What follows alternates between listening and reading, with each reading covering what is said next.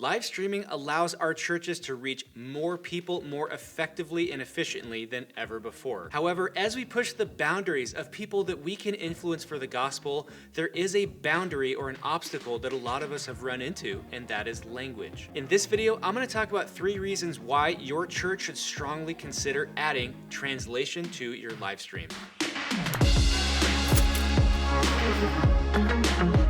Hey guys, I'm Spencer from churchvideoschool.com, where we help churches learn both the technical skills and the ministry strategies necessary to reach more people through video. Today we're talking about multi-language live streaming. I have another video that's going to drop in a few days about how to pull this off from a technical standpoint, but today we're talking about the why. Why should we invest the time, effort, and resources into making a multi-language live stream, whether it's truly live or whether we're uploading captions or secondary audio after the fact? There are 3 main reasons why your church should be looking into multi-language live streaming. The first is going to be increasing your local reach. The second is going to be strengthening global partnerships. And the third is going to be what I call global digital missions. Okay, so strengthening your local reach. What do I mean by that? Well, most of us, even if you're in a rural community, likely live in an area where there are pockets or maybe even large sections of the local population who don't speak English as their primary language at home. If you are able to provide the translation services for people watching online to hear the gospel in their native language, you are breaking a major barrier to them coming to Christ and also coming to community with you. Speaking someone's native tongue is such a powerful way to let someone know through practice, not just through words, that you care about them, that you're invested in them coming to Christ, and that you are willing to go to them on their terms. There's a whole branch of theology called missiology that talks about how translating in languages and how embedding yourself in somebody else's culture not only is an effective way to reach them, but it also mimics what God is like. If God had not essentially translated himself into Jewish culture in the first century, there's almost no way that his message would have been able to come across in an intelligible and understanding way. And even if it had, it would have been so foreign, it probably would not have resonated with anybody enough for it to make sense. The same is true for us as churches. If we are able to connect with people who maybe have a very different culture from us, but share the same zip code and maybe even share the same block, how powerful of an example of Christ is that they can worship side by side with us, either online or in person in their native tongue? Because here's the deal. If you have the technology to stream in multiple languages, you almost guaranteed have the technology to provide those same translators in the room. There's some very simple technology out there. I'll say really quick that Listen Everywhere is a great digital solution for you to provide immediate translation from your translating rooms to people in your sanctuary in real time. So again, this is not a technical how-to video, but essentially if you're able to stream multiple languages online, you're also able to provide simultaneous translation to people coming into your building. Okay, reason number 2 to stream in multiple languages is strengthening global partnerships. So whether it's churches that you've actually built through mission trips or whether it's missionaries that your church supports on a regular basis overseas, your church very likely has multiple relationships globally for the gospel. I don't know of anybody who's doing this right now, but I think setting up maybe an exchange weekend or a missionary weekend or title it whatever you want, but basically saying, hey, our partner church in Guatemala or the Philippines is actually going to worship with us this Sunday. And obviously the time zone difference probably means it won't be at the same time.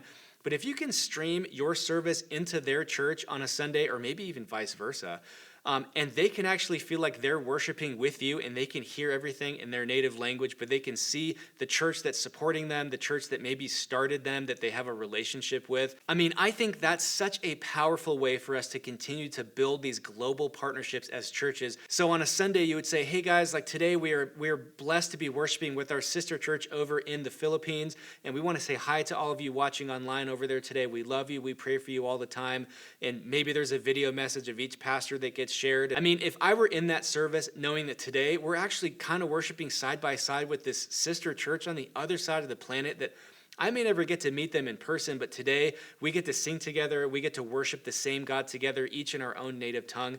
That would be such a powerful experience for me, and I know lots of people in the room getting their faith built by thinking outside the box a little bit and remembering that God's church is not just a American Christian thing. It is a truly global kingdom building phenomenon. Again, this is an area that I think has a lot of potential, and I'm sure I'm skipping over some really obvious ways that this could benefit both churches, but all I know is this: strengthening our relationships with sister and partner churches overseas is always going to make the church stronger and is always going to build up the kingdom.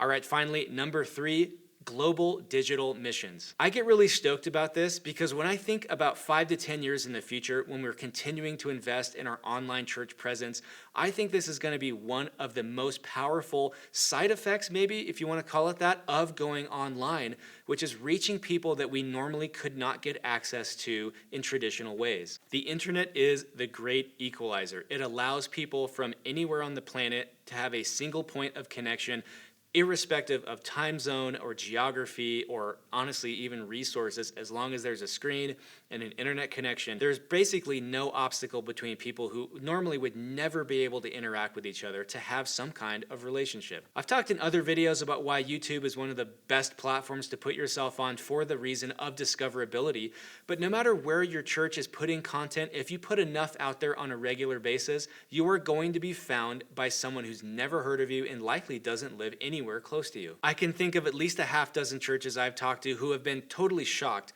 by the pockets of people that are tuning into their live streams from other states in the US or even overseas that for some reason have a connection, or churches where people moved away or had a missions connection and left but are still wanting to worship together online. I think the next logical outflow from that phenomenon is people in closed or semi-closed countries finding our worship services online and maybe hearing the gospel for the first time in their lives. There are lots of closed or semi-closed countries to Christians, and especially with COVID restrictions, sending missionaries to go preach the gospel overseas is harder than it's probably ever been, at least in the last century. So no matter what your missions connections are or your missions vision is to influence other countries and cultures, if your church takes the step to start translating your live streams, and even after the fact, if that's easier for you, and making sure that you find a way for those videos to be in front of that kind of audience, I think we're going to start seeing incredible fruit in those countries and in those cultures for the gospel. I think that we are just barely scratching the surface of what overseas digital missions looks like, and I think in the next half decade to decade, that's going to be one of the most fruitful, cutting-edge ways for the gospel to travel throughout all the ends of the earth. And churches that have been doing this for a long time, like Life Church in Oklahoma, sees incredible numbers of people from semi-closed or closed countries coming to Christ through their online worship services.